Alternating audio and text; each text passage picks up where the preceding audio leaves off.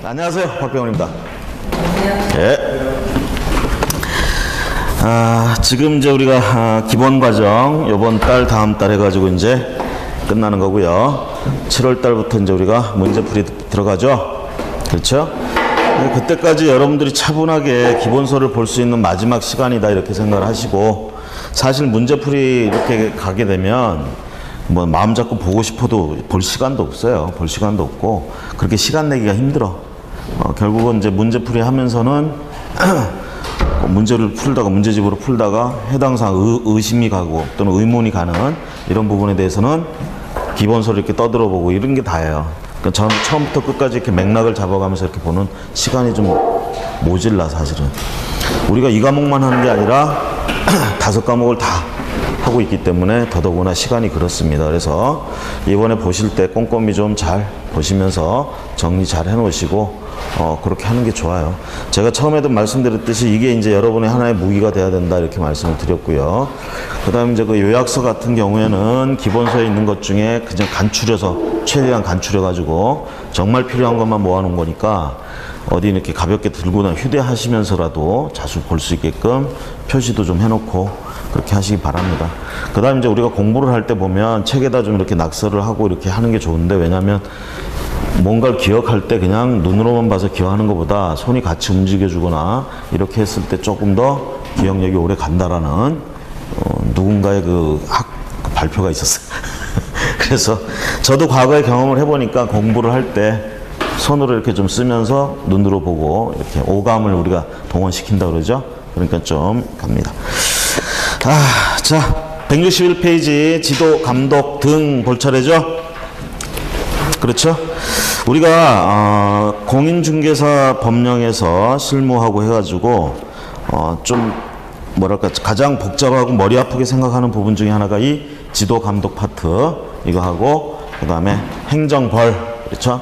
뒤에 가면 형벌 나오죠. 요쪽이 이제 여러분들이 가장 귀찮아하고 난해하고 하는 부분입니다.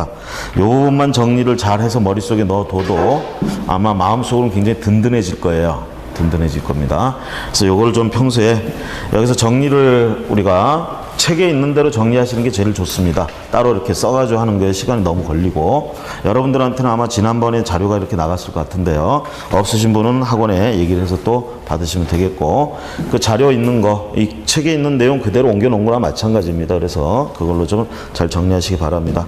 자, 지도 감독 했을 때요. 여러분들이 이제 공인중개사로 활동을 하면 항상 등록관청이나 이런 데서 이제 여러분들을 지도 감독한다 이 얘기입니다.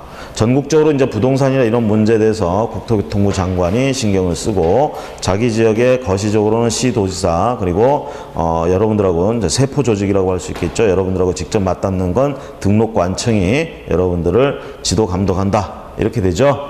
그래서 우리가 이게 부동산 이런 것 자체가 그 재산으로서 값어치가 다른 재산들보다 일단 단가가 엄청나게 나가죠. 돈이 좀 되잖아. 그렇죠? 그러다 보니까 이런 재산에 대해서 움직임이나 이런 것들도 이것이 국가의 그 경제나 이런 데 미치는 영향이 또 크기 때문에 여러분들한테 어떤 지도 감독이 있게 된다. 먼저 이제 감독상의 명령, 그러면 지도 감독의 의. 그래서 1번, 2번 이건 여러분들이 챙기시고요. 가로 2번에 가보시면 지도 감독권자 및 감독 대상자 해서 나옵니다. 자, 지도 감독권자 크게 세 부류, 국토교통부 장관, 시도지사, 등록관청 이렇게 세 부류가 지도 감독을 합니다. 자, 그러면서 니은에 가보시면 분사무소의 경우에는 분사무소 소재지 등록관청도 지도 감독을 할 수 있으며 이렇게 얘기를 하죠. 주된 사무소 소재지 등록관청과 분사무소 소재지 등록관청이 모두 지도 감독을 할 수 있다. 자, 결국은 등록관청은요, 자, 국토교통부 장관은 전국을 상대로 해서 뭔가 지도 감독을 하겠죠. 그쵸?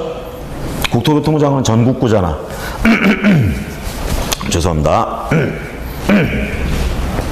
이에 반해서 시도지사부터는 어떻게 해야 돼? 지방자치단체장이죠. 그러니까 자기 지역, 관할 지역 이쪽만 신경을 쓰게 됩니다. 그러면서 그 밑에 이제 등록관청도 마찬가지고요. 문제는 이겁니다. 법인 같은 경우에 주된 사무소가 있고 분사무소가 있단 말이야. 그러면 주된 사무소는 당연히 주된 사무소 소재지의 등록관청에서 지도 감독을 하겠죠. 그런데 분사무소는 누가 하느냐 이 얘기입니다.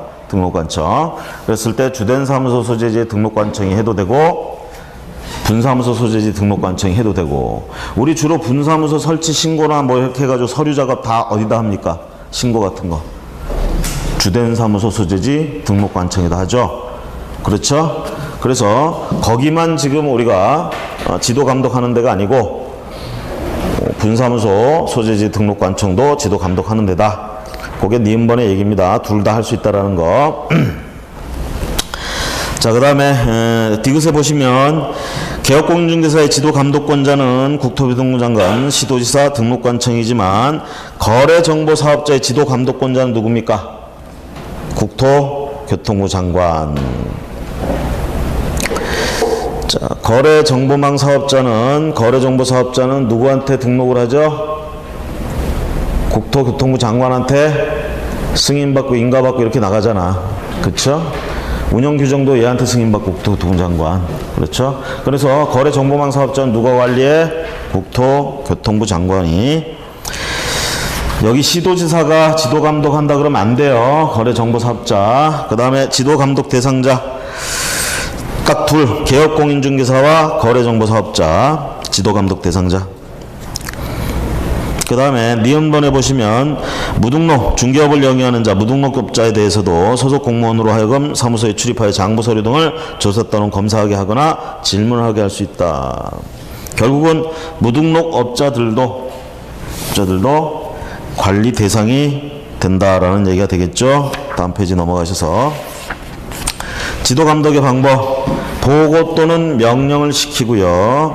그 다음에 중개사무소를 출입하면서 이런 장부 저런 장부 내놓으라고 해가지고 보게 되고요. 그 다음에 3번에 가보시면 그럴 때 출입할 때 공무원은 증표를 제시해야 된다. 이렇게 됩니다. 증표 제시. 결국은 국토교통부 장관 소속이나 시도지사 소속이나 또는 등록관청 소속이나 전부 공무원이죠. 공무원이 나와서 관리 감독한다 얘기입니다. 그럴 때 지도 감독한다. 그럴 때 증표를 보여야 된다. 자, 지도 감독의 사유 보시면 투기나 거래 동향의 파악을 위해서 필요한 경우 2번에 위반 행위 확인, 그 다음에 자격 취소 정지, 개업공인중개사에 대한 등록 취소, 업무 정지, 행정처분. 혹시 행정처분 할 일이 있으면 이런 걸 위해서 조사하기 위해서 나올 수가 있다. 지도 감독한다. 지금 제가 뭐 사무실 열고 있다고 말씀을 드렸는데 사무실도 보면 우리가 자율점검이라고 요즘은 그렇게 하는데요. 인터넷상으로 이렇게 들어가서 그 전에 자율점검 체제가 갖춰지기 전에는요. 봄, 가을로 한 번씩 등록관청에서 구청이죠. 그러니까 구청에서 구청 직원들이 나옵니다. 나올 때 이제 완장 차고 완장이라보다 이제 여기에 그 명찰 딱 공무원이라는 거. 되게 이제 보면은 토지과라든가 뭐 이쪽에 이제 부동산 관련돼서 과가 있어요. 그쪽 직원들이 이제 나오는 거야. 나와가지고 장부 좀 이제 내놓으라고 그럽니다. 아니면 계약서 그동안 쓴 거 내놓으라고 그래요. 그럼 내놓으면 그거 가지고 계약서를 서명을 제대로 했는지 이런 걸 이제 봅니다. 근데 보고 가는 시간 자기들도 이제 바쁘니까 하루에 이제 한 군데만 도는 게 아니라 몇 군데를 계속 돌아야 되니까 봐서 이렇게 보는 것보다 제일 잘 보는 게 그거예요. 뒷면에 가면 중개대상물 확인 설명서에 가면 중개 보수 금액을 쓴 난이 있다고 그랬죠. 그렇죠?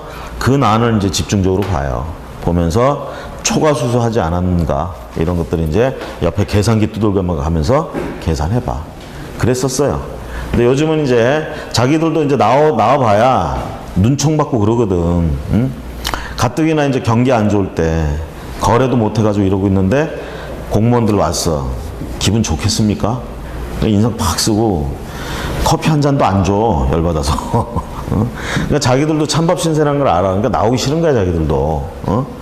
그래서 요거를 이제 바꾼 게 이제 자율점검 제도로 해가지고, 몰라, 다른 지역은 어쩐지 모르겠는데, 수원 같은 경우에 그렇게 하더라고요. 자율점검을 해가지고, 그 시기가 있어요. 자율점검 합니다. 그래서 알려줘요. 그러면 일주일 정도 시간을 줘. 그래서 홈페이지, 시청 홈페이지나 이런 데 들어보면 부동산 자율점검이라고 이렇게 해가지고 내가 그 클릭해가지고 거기 질문사항들이 있어요. 거기에 이제 내가 yes, no 이걸 이제 체크를 하면 점검이 끝났다. 이거야. 그렇게 해서 통과되면. 안 하면 이제 나와. 그걸 안 하면. 이렇게 이제 바뀌었어요. 바뀌었다라는 거. 어쨌든 지도 감독 그렇게 하는 곳도 있고 여전히 직접 나와서 이렇게 하는 곳도 있습니다. 자, 협조 요청 및 응할 의무. 그래서 국토교통부장과 시도지사 등록관청은 불법 중개 행위 등에 대한 단속을 함에 있어서 필요한 때는 공인중개사 협회 관계기관의 협조를 요청할 수 있다. 협회의 협조를 요청할 수 있다. 지도 감독성의 명령을 위반한 경우, 지도 감독성의 명령을 위반했다. 자, 그러면 개업공인중개사 지도 감독성의 명령에 불응한 경우 업무정지 처분 사유. 그쵸? 지도 감독에. 조심하세요. 거래정보사업자가 지도 감독에 불응하면 500만 원 이하의 과태료. 거래정보사업자는 누가 지도 감독해?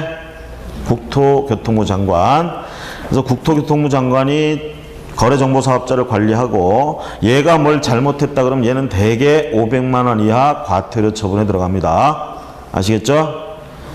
그리고 우리 또 협회도 뭔가 또 공제사업이나 이런 것들 가지고 잘못하면 어떻게 돼요? 얘들도 500만 원 이하짜리 대개 가요, 과태료. 그래서 과태료는 100만 원 이하짜리는 대개 개업공인중개사들한테 간다. 이렇게 구별을 하시면 되겠고요. 자, 행정처분 봅니다. 행정처분. 우리가 보면 보통 이제 자격 취소, 자격 정지, 업무 취소, 업무 정지, 등록 취소 요딴 걸 이제 대개 행정처분이라고 표현을 해요. 행정처분. 근데 이런 행정처분이 이런 것만 있는 게 아니고, 여러분들한테 이제 뭔가 여러분들이 허가를 받고 해야 될 때 허가 신청하면 허가 처분해 주는 거. 이런 것들도 다 행정처분이다. 이렇게 얘기를 합니다. 행정기관이 뭔가 민간인들을 상대로 이래라 저래라 하는 건 전부 처분이라고 보시면 돼요. 기본적으로. 자, 그러면 행정처분의 개념.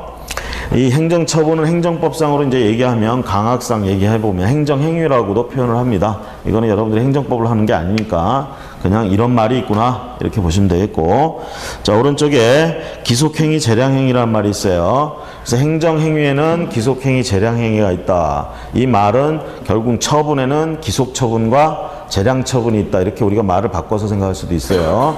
그럼 별 어려운 말은 아니고 기속하고 재량, 여러분들한테 시험 문제에서 기속의 뜻이 뭔지 재량의 뜻이 뭔지 이걸 알아야 푸는 문제들을 내지는 않아요. 그냥 개념은 상식적으로 알아두면 이렇게 생각하시면 돼.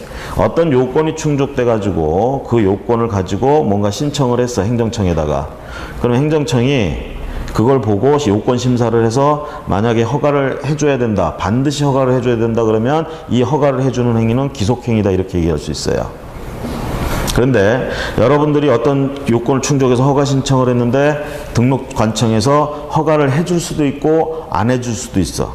이렇게 되면 이때 이 처분은 재량행위다 이렇게 얘기를 합니다. 재량이란 말 뜻은 아시죠? 재량. 자기가 알아서 할 수 있다는 뜻이야, 재량이. 그죠? 그래서 행정청이라는 게 이렇게 있으면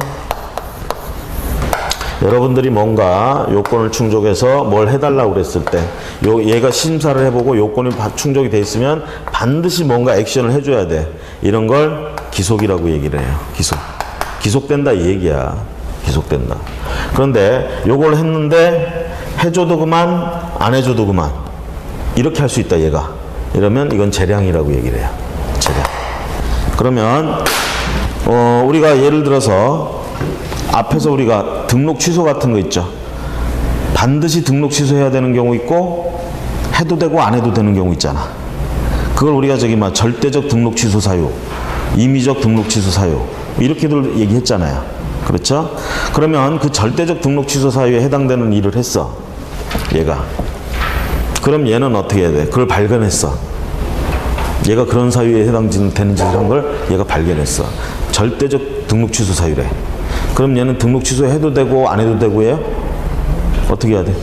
반드시 등록 취소해야 되죠. 이럴 때 등록 취소 처분은 기속 처분이에요. 기속 행위야. 그런데 임의적 등록 취소 사유에 해당되는 짓을 했어 얘가. 임의적 등록. 그걸 발견했어. 그럼 이때는 등록을 취소해도 되고 안 해도 되고 이런 건 재량행위예요. 됐습니까? 자, 그래서 163페이지 맨 위에 기속행위 그러면 절대적 필수적 행위라고 우리가 이렇게 되게 새기고요. 재량행위는 상대적 임의적 행위다 보통 이렇게 얘기를 합니다. 그 정도 개념만 이해를 하시면 되겠어요. 그래서 뭔가 챙겨가지고 요구를 했을 때 반드시 해줘야 되는 경우에는 그럴 땐 기속행위라고 부르고, 해줘도 되고 안 해줘도 되고 할 때는 재량이잖아, 사실 그렇게 되면. 그래서 그런 걸 재량행위다 이렇게 얘기를 합니다. 그래서 우리 처분에 있어서는, 행정처분에 있어서는 등록 취소 가지고 이렇게 얘기할 수 있어요. 등록 취소를 할 수도 있고 안 할 수도 있고, 임의적 등록 취소 사유는 되게 재량행위고, 반드시 등록 취소해야 되는 경우는 기속행위다. 그럼 이거는 자격 취소도 마찬가지죠. 자격 취소, 우리가 부정한 방법으로 자격 취득했어요. 발견했어.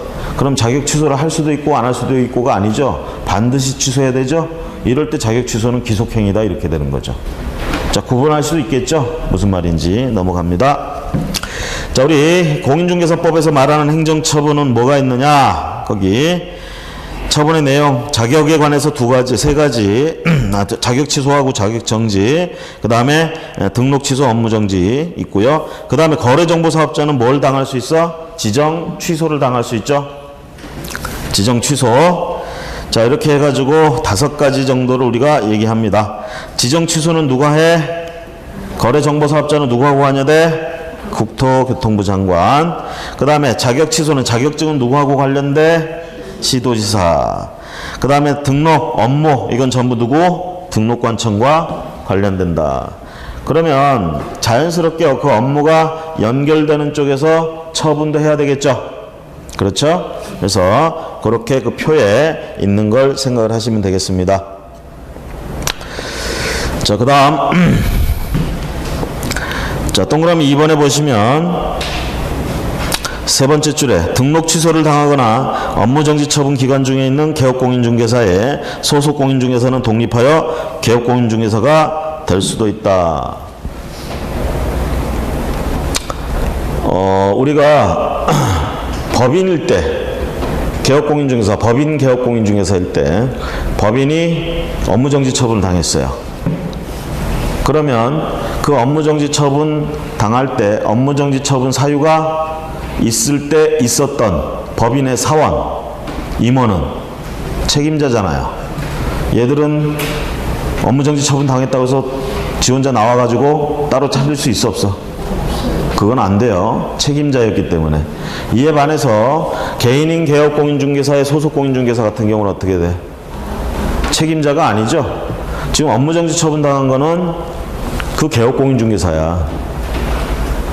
자기 잘못이 아니라는 얘기지. 그렇죠? 만약에 자기가 잘못했다 그러면 자기는 뭘 당해? 자격정지 처분 당하죠? 소속공인중개사. 그러면서 그 자격정지 처분 때문에 개업공인중개사도 업무정지 처분을 당할 수가 있잖아. 그렇죠? 그렇게 당했다면 몰라도, 그게 아니라면, 소속공인중개사가 자격정지를 당하지 않았다 그러면 업무정지 처분은 개업공인중개사한테만 한 거야. 그러니까 이 소속공인중개사는 어떻게? 내친 김에 그냥 나와서 다른 데 가거나 차릴 수가 있다란 얘기죠. 그래서 그거 줄쳐서. 그 다음에 3번에 그래서 다만 법인인 개업공인중개사 사원 또는 임원이 공인중개사인 경우 얘기했죠. 좀 전에. 그럴 때는 얘는 나와서 할 수가 없다. 책임자냐 아니냐 이렇게 생각하시면 돼. 결론적으로. 자, 행정처분의 효과. 자, 이런 행정처분은 처분을 받는 자가 유리한 겁니까? 불리한 겁니까? 불이익한 거죠? 불리하고. 그러니까 이런 불이익한 처분이나 이런 거 할 때는 행정처분에서는 어떻게 해야 되냐면 청문을 실시해야 됩니다. 청문. 변명할 기회를 줘야 된다 이 얘기야. 그래서 청문을 실시해서 너 왜 그랬니? 어쩌고저쩌고 변명을 할 기회를 주고 소명할 기회를 줘야 돼. 그거 없이 그냥 바로 처분하면 안 된다는 얘기예요. 기본적으로. 자, 사전에 청문을 실시해야 된다. 우리가 이렇게 얘기를 하고요. 그 다음에 청문을 실시하기 때문에 행정처분을 받은 경우 동그라미 1번 행정처분에 대한 이의제기를 할 수 없고 행정소송을 제기해야 된다. 우리가 A가 갑에게 어떤 행정처분을 했어. 불이익한 처분을 했어요. 그러면 이렇게 했을 때 이거를 구제받는 방법, 이거에 대해서 항의하는 방법은 갑이 얘한테 이의를 제기하는 방법이 있고요. 그 다음에 위에 위원회에다가 행정심판을 청구하는 경우가 있고요. 법원으로 쫓아가서 소송을 제기하는 방법이 있습니다. 권리를 구제받기 위한 방법으로는 뭐 취소가 당했다든가 뭘 했어. 억울해. 그렇죠? 억울하면 얘한테 이의를 제기하거나 행정심판위원회 행정심판을 제기하거나 아니면 행정소송, 법원에 가서 행정소송을 제기하거나 이렇게 해가지고 이 처분에 대해서 다퉈볼 수가 있어. 잘못됐다. 어쨌다. 이렇게 다퉈볼 수가 있어요. 자, 그런데 이거 말고 사전적인 것으로 얘를 구제해주기 위한, 얘를 위한 사전적인 방법으로 뭐가 있냐면 얘가 이 처분을 할 때 방금 얘기한 청문이라는 걸 실시해야 되는 경우가 있습니다. 불이익한 처분할 땐 특히 청문을 실시해야 돼. 자, 청문은 어떻게 해요? 처분하기 전에 실시하는 겁니다. 처분하기 전에 얘 불러다가 내가 이런 처분을 할 건데 너 이런 사유가 있어가지고 이런 처분을 할 건데 변명해봐. 이게 청문이야. 그럼 거기서 얘가 나름대로 저는 이래서 억울합니다. 얘기를 했겠지. 그럼에도 불구하고 여기서 생각해보니까 이게 충분히 소명이 안 됐어. 얘가 변명이 마음에 안 들어. 그러면 지들이 원래 하려던 처분을 해버리겠지. 그쵸? 그 얘는 지금 그게 계속 억울한 거야. 그럼 이때 이의제기를 할 수 있느냐, 이의제기로 구제받을 수 있느냐 이 얘기지. 이미 청문을 한번 실시했잖아요. 거기서 할 얘기는 다 했어 얘한테. 그럼에도 불구하고 이 처분이 나왔다는 얘기는 얘한테 더 이상 이의제기 하지 말라는 얘기예요. 이의제기를 절차를 따로 두지 않습니다. 이렇게 되면. 대신 그럼 이제 얘는 이제부터는 어떻게 해야 돼? 바로 그냥 일로 가거나 일로 가야 되는 거예요. 구제받으려면. 그래서 대개 어떤 절차, 행정청하고 관계돼서 어떤 절차가 진행될 때 보면, 자, 청문을 실시하는 이런 처분이 있을 때는, 청문을 실시했을 때는 그 처분에 대해서 이의를 받아주지 않습니다. 그 절차를 따로 두지 않아요. 아시겠죠? 대개 이제 청문이나 이런 걸 실시 안 한 경우에는 이의 신청 제도를 따로 둡니다.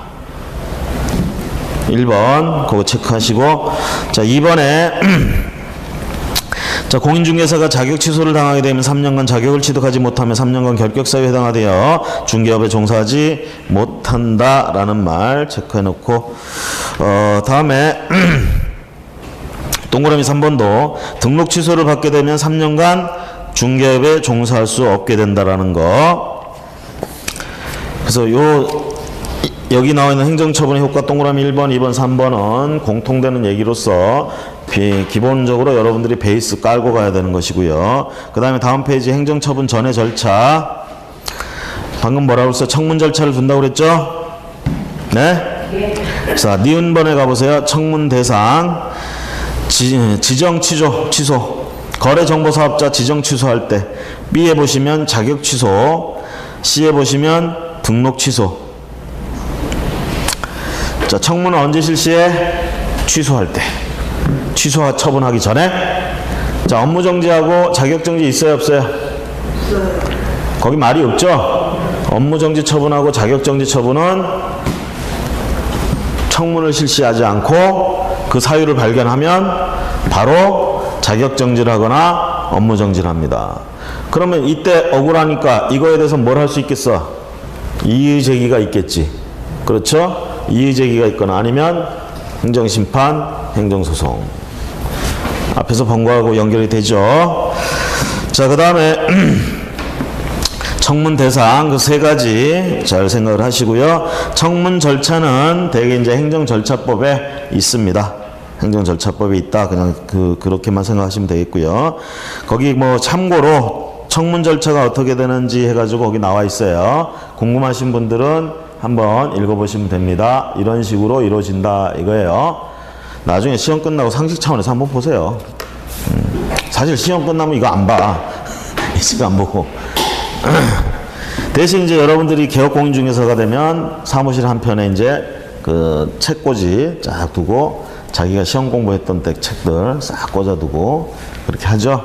그 다음에 나름대로 이제 삐까번쩍해 보이는 책들 있잖아. 금빛 장식 들어가 있고 이런 거 딱. 이게 변호사들이 좀 많이 그렇게 해요. 변호사들은 사무실 딱 개업을 하면 그런 책만 팔러 다니는 사람들이 있어.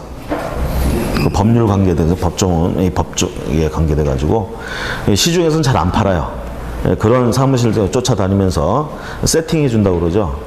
딱 해서 그 서고처럼 싹 세팅을 해줘. 그냥 그래가지고 금장식 돼 있는 책들로 쫙 해서 헌법, 민법, 형법, 뭐 판례집 뭐 해가지고 쫙.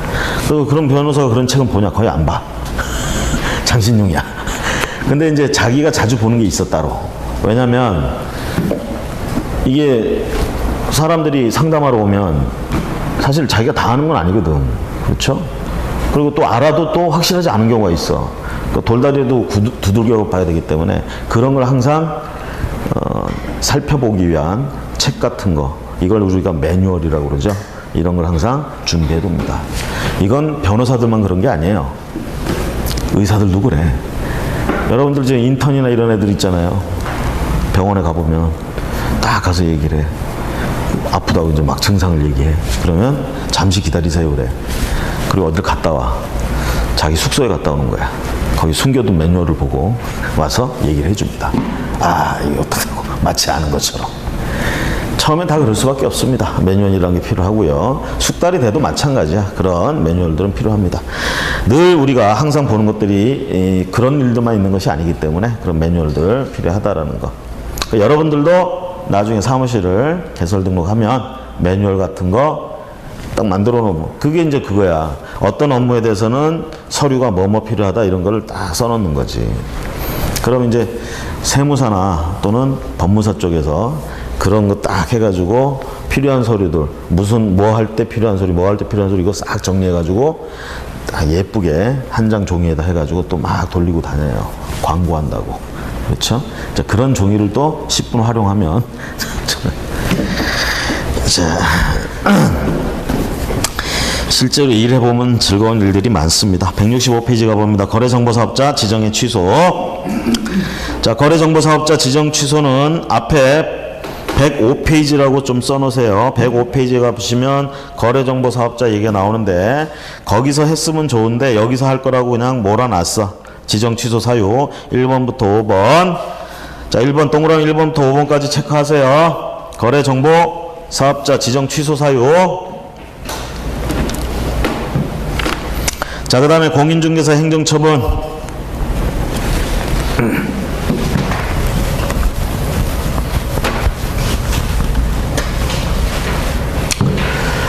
자, 우리가 개업공인중개사, 뭐 공인중개사 다 포함해서 해봅시다. 자격증 관련돼서는 어떻게 되죠? 자격 취소, 자격 정지. 그 다음에 등록 관련돼서는 등록 취소, 업무 정지. 그렇죠?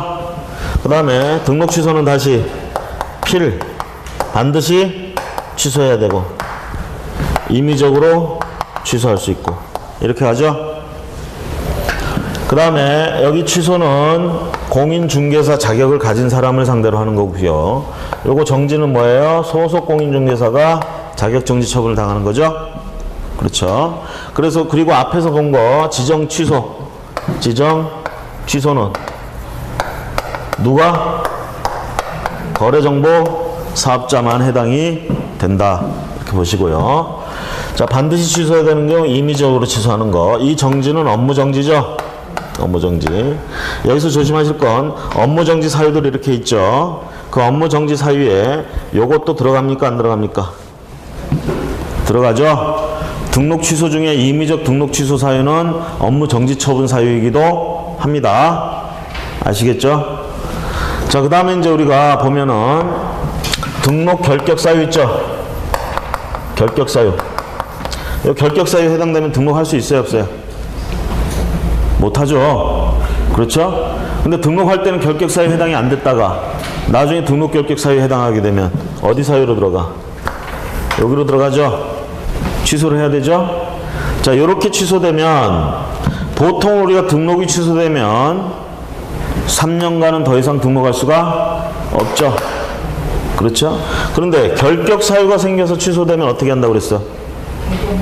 3년 포함하지 않는다 이렇게 하죠. 요것 때문에 등록 취소됐을 땐 플러스 3년 등록 못한다 이거 적용 안 한다고 그랬어요. 요거 사유만 해결이 되면 다시 등록할 수 있다 이렇게 얘기를 했죠. 등록 결격 사항 중에 뭐가 있었어? 미성년자, 그 다음에 뭐 있어요?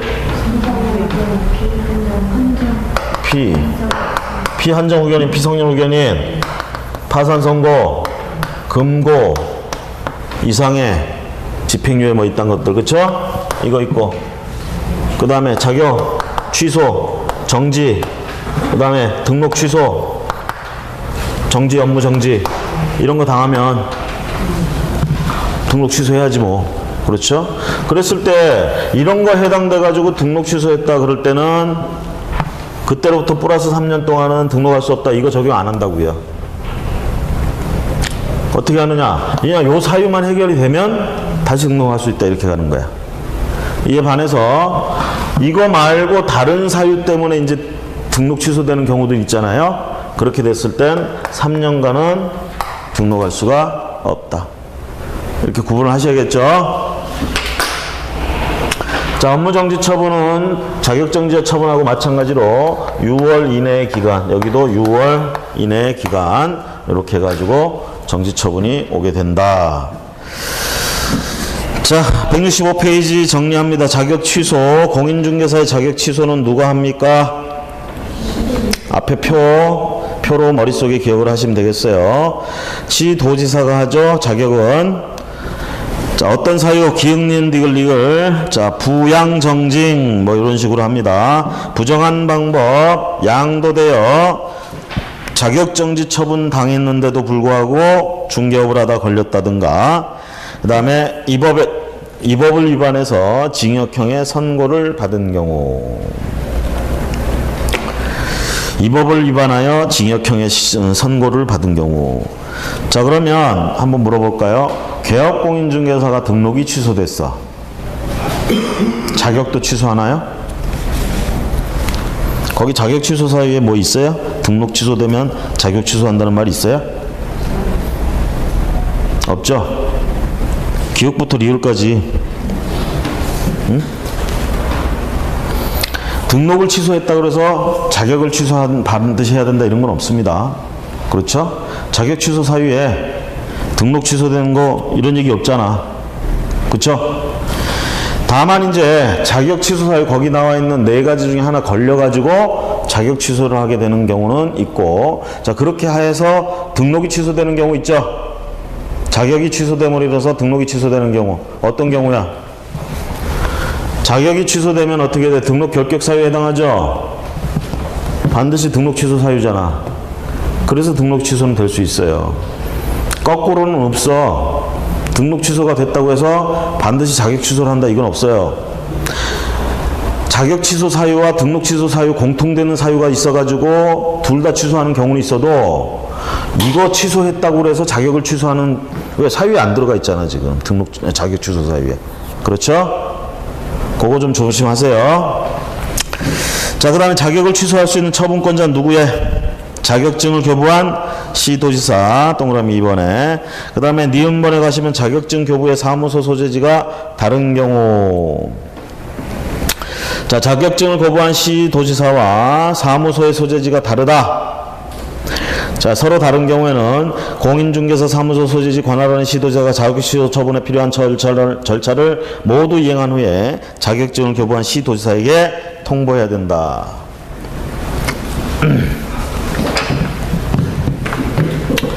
A시에 갑이 등록해서 있어요. B시에서 시험 봐서 합격했어요. 갑은 여기서 자격증 받았어. 여기 가서 중개업을 하고 있어요 지금. 그러다가 부양정직 넷 중에 하나 걸렸어. 그럼 자격 취소해야 되겠죠? 얘가 하느냐 얘가 하느냐예요. 그 읽어본 바에 의하면 어떻게 되는 거야? 얘가 얘한테 취소 처분할 때 필요한 절차. 아까 취소하기 전에 대표적으로 뭐 실시한다고 그랬어요? 청문. 청문 같은 거 얘가 하는 거야. 그리고 그 검토된 자료를 전부 얘한테 보내줘요. 마지막에 피를 묻히는 건 네가 묻혀라. 얘가 자격증을 줬잖아. 네가 줬으니까 네가 걷어가라. 아시겠죠? 그러니까 얘는 솔직히 말해서 업무 입장에서는 편한 거야. 그렇죠? 얘는 그냥 취소 요 말만 하면 돼. 그렇게 하기까지는 얘가 다 만들어줘. 아시겠죠? 오늘은 더 심한 것 같아. 오늘은 더 표정들이 굳어있고 막 그러네. 5월이에요 5월. 우리가 아무리 시험 공부를 하고 있지만 5월입니다. 만물이 샘솟는 솟아나는 5월이야. 즐거운 마음으로, 그죠? 어차피 할 거 우리 뭐라 그래? 즐기면서 합시다. 네? 어차피 할 거 10월 달에 시험 볼 때까지 어차피 공부해야 돼. 즐거운 마음으로 합시다. 울면서 하나? 울면서 해봐야 소용없어. 능률도 안 올라. 웃으면서 하는 게 오히려 더 나아. 그렇죠? 즐거운 마음으로 합시다. 뭐 노래라도 한번 불러야 돼? 자, 정리합니다. 자격증을 취득한 곳과 사무실을 차린 곳이 시도가 다를 경우 결국은 얘가 자격 취소 처분에 해당되는 짓을 했다 그러면 그때 자격 취소 처분 자체는 누가 하느냐? 얘가 합니다. 그 자격 취소 처분 할 때까지 절차가 있을 거예요. 그 절차에 관계된 건 모두 누가 해주느냐? 얘가 해줍니다. 아시겠죠? 부탁할게요, 제발. 즐거운 마음으로 해주세요. 자, 그 다음에 자격증 그렇게 해서 공인중개사 사무소 소유지 관할로 한 시도지사가 필요한 절차, 청문이라든가 이런 거 전부 다 실시하고 취소는 교부한 곳에서. 자, 그 다음에 3번 자격증 반납 및 결격 사유. 취소당했으니까 자격증은 더 이상 쓸모가 없죠. 반납을 해야 되겠죠. 7일 안에 반납합니다. 누구한테 반납합니까? 줬던 사람한테 줘야 되겠죠. 교부한 시도지사에게.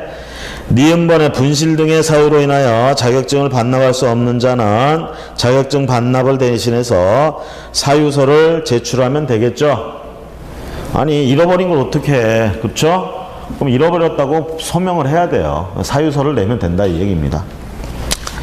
넘어가셔서 자, 만약에 7일 안에 자격증을 반납하지 않거나 사유서를 제출하지 않는 경우도 있겠죠.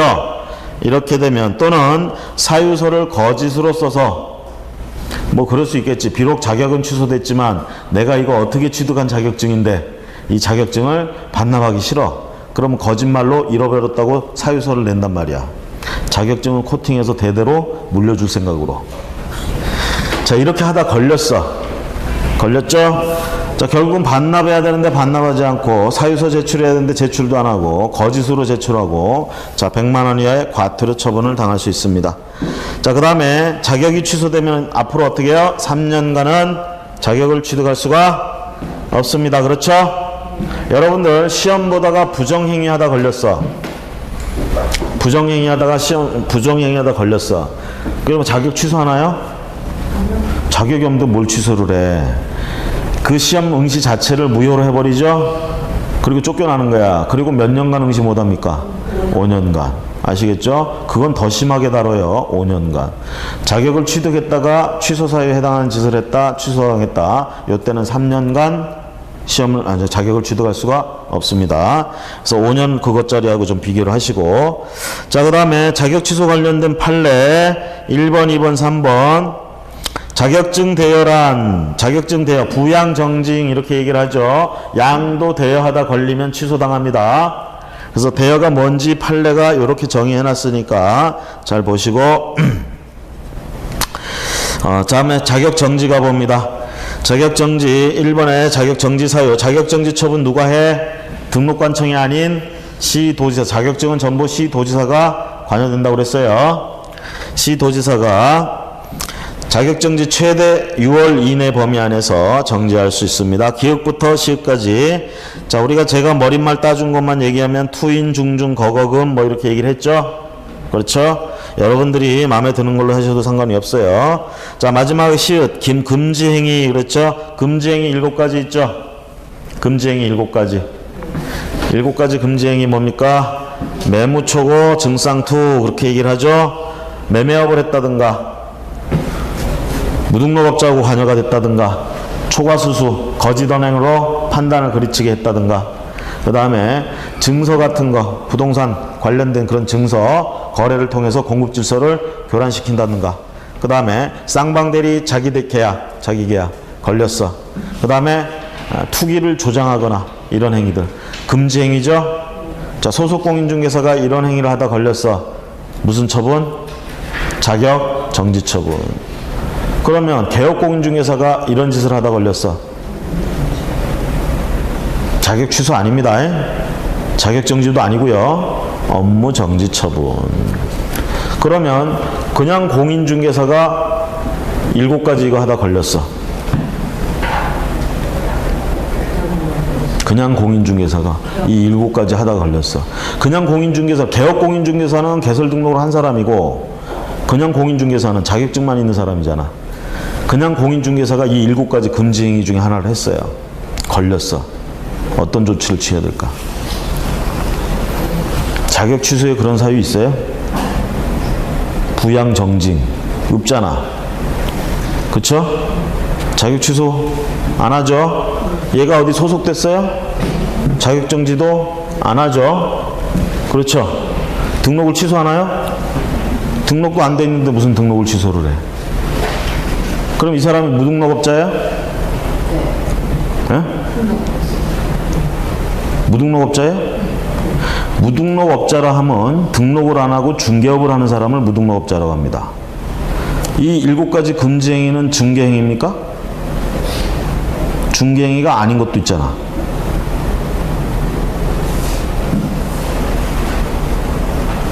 응? 매매업, 부동산 매매업, 부동산 매매업, 중개업이 아니에요. 중개업이 아니잖아. 자격을 취득했는데 매매업을 했어. 개설 등록을 안 하고. 자격 취소 사유에 안 들어가죠? 등록 취소는 더더구나 할 수 없고, 업무 정지는 당연히 못하고, 자격은 정지시킬 것도 없고, 소속 공인이 아니니까. 그렇죠? 쉽게 얘기하면 부동산 매매업을 하시고 싶은 분은 그냥 하셔도 상관은 없어요. 개설 등록하고 난 때부터 하면 안 된다는 얘기야, 한마디로 얘기하면. 그럼 부동산 매매업은 무슨 자격이 있어야 하느냐? 사업자 등록 정도는 해야 될 거야, 아마. 돈 있으면 할 수 있어요. 매매업. 사업자 내고, 그쵸? 시험 봐서 무슨 합격한 사람이 하는 거 아니야, 부동산 매매업은. 그냥 돈 있는 사람이 하는 거예요. 돈 있으니까 내가 싸게 사서 비싸게 팔겠다. 매매업. 아시겠죠? 그냥 법인 만들어서 사업자 등록하고 그냥 하면 돼요. 만약에 그렇게 안 하고 그냥 개인이 자격증도 없는 사람이 그냥 했어. 이렇게 되면 이게 업으로 했죠. 이렇게 되면 세금 문제나 요거 때문에 국세청이나 또는 지방세 그 청으로부터 세금 때문에 뭔가 추징당하는 이런 일은 있을 수가 있어요. 근데 이게 이 공인중개사법으로 어떻게 할 수 있는 건 아니야. 아시겠죠? 시험 문제에서는 이런 식으로 묻지는 않는데 여러분들의 사고를 조금 더 리버럴하게 해드리려고. 너무 굳어 있어 우리가 딱 보면. 뭐 하면 안 돼 그러면 하면 안 돼 이러고만 있는 거예요 지금. 벌벌 떨면서. 대담하게 가지세요 마음을. 대담하게. 자, 그래서요 거기 기흥리을 뭐 시흥까지 저 여기 중에 하나에 걸리면 누가 소속 공인중개사가 어떻게 한다고요? 자격 정지 처분. 기획에 2 이상의 중개사무소 그러니까 2 이렇게 얘기를 했죠. 그 다음에 인장 등록, 그 다음에 디귿과 리얼은 중개대상물 확인 설명서, 중개대상물 확인 설명과 관련된 얘기죠. 그 다음에 미음번, 비읍번은 거래계약서하고 관계된 거죠. 요 중개대상물하고 거래계약서하고 관계된 거는 개설 등록한 개업공인중개사에게도 문제가 되죠. 개업공인중개사의 의무가 더 크죠, 사실은. 그랬을 때 얘가 그 의무를 제대로 이행 안 하면 얘는 자격정지가 아니라 업무 정지 처분을 주로 하죠. 자, 자격을 정지할 수 있는 처분권자는 누굽니까? 시도지사고요. 니은번에 자격증 교부와 사무소 소재지가 다르다. 이것도 어떻게 해야 되겠어? 응? 이것도 어떻게 해? 똑같은 거예요. 여기서 자격 취득하고 여기 있는 업소에 들어가서 소속 공인중개사가 됐어. 그러다가 자격 정지 처분에 해당하는 짓을 했어. 그럼 얘가 전부 준비하고 얘한테 알려준다.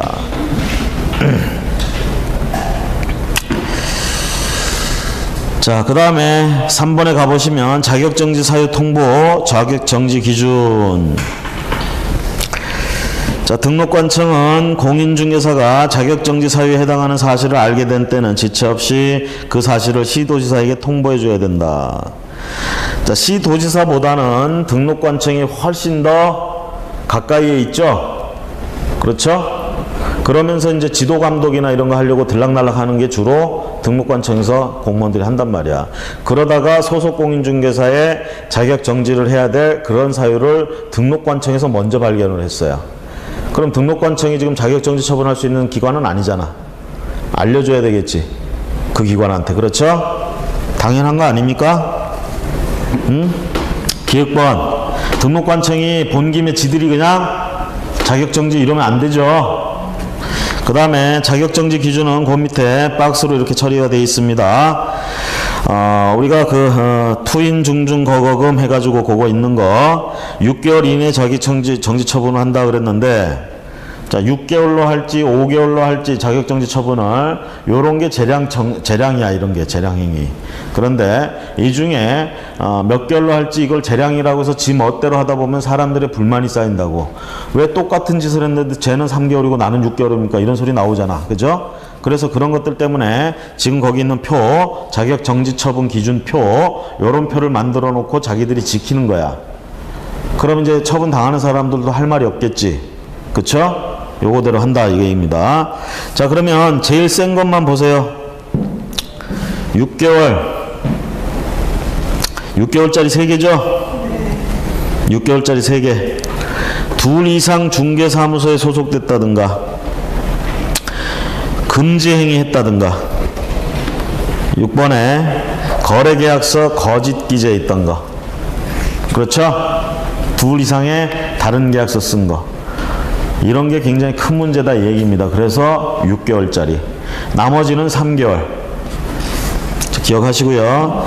그 다음에 가중 또는 경감이라고 그랬어요.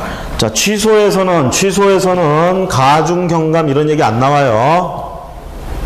정지 얘기에서만 가중, 경감이 나옵니다. 정지.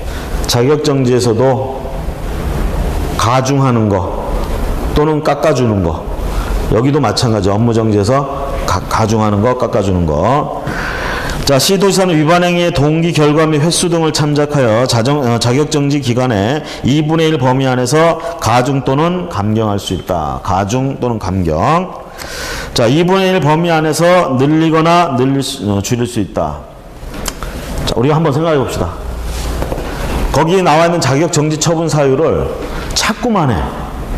상습범이죠, 이거. 그렇죠? 그러면 예를 들어서 중개대상물 확인 설명서를 서명 날인해야 되는데 소속 공인중개사가 서명 날인을 안 했어. 이게 한두 번이 아니야. 저번에도 그랬고 이번에도 그래서 저번에 자격정지 당했는데 또 그래. 그렇죠? 우리가 상습범 이렇게 되면 어떻게, 형법에서도 상습범이라는 거 가중처벌해요. 응? 형을 더 세게 불러. 여기도 마찬가지야. 자격정지 처분 기간을 더 세게 부른다. 그러면 지금 그거 3개월짜리죠? 업무정지 처분. 자격정지 처분. 응? 중개대상물 확인설명서에 서명 날인 안 했어. 3개월짜리죠? 상습범이야. 그래서 가중해야 되겠어. 어떻게? 3개월에 2분의 1까지 더 가중할 수 있다 이 얘기입니다. 그러면 4개월 반이 되는 거지. 4개월 반. 그렇죠? 자, 그런데 이렇게 가중을 하더라도 세 번째 줄에 뭐라고 돼서 자격정지 기간은 6월을 초과할 수 없다 이렇게 돼 있죠? 만약에 거짓으로 거래계약서, 거짓 금액이나 이런 걸 썼어. 이건 6개월짜리죠? 이게 한두 번이 아니야. 그럼 가중해야 되겠대. 6개월에다 가중한다면 3개월을 더 더한다는 얘기잖아. 2분의 1. 그럼 9개월 되죠? 이거 가중 못하는 거예요. 그래 봐야 6개월이야 이건. 그런 의미입니다. 아시겠죠? 자, 그러면 우리가 초범이야. 실수로 딱 그거 한번 걸렸어. 그럼 3개월짜리 딱 하긴 좀 그렇잖아. 그럴 땐 2분의 1까지 깎아줄 수 있다 이 얘기입니다. 자, 여기까지 하고요. 잠시만 쉬었다가 행정처분, 개혁공인중개사 행정처분 보도록 하겠습니다.